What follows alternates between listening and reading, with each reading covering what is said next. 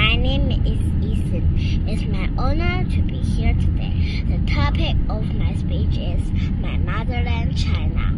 China is a beautiful and great country. She has a long history and colorful culture.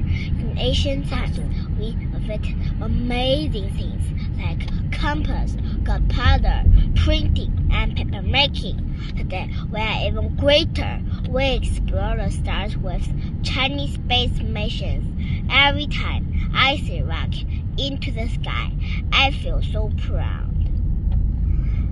China is also the home of the fastest trains in the world. High-speed trains make travel easy and fun.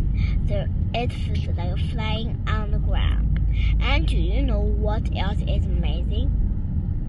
Chinese bridges stretch over rivers, mountains, and even the sea. They look like strings dancing in the sky.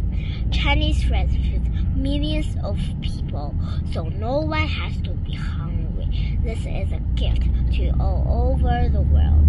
Chinese people are very friendly and polite. They are working hard to make China stronger. China is changing every day. China is making progress. She is becoming stronger and stronger. I love my motherland. Thank you.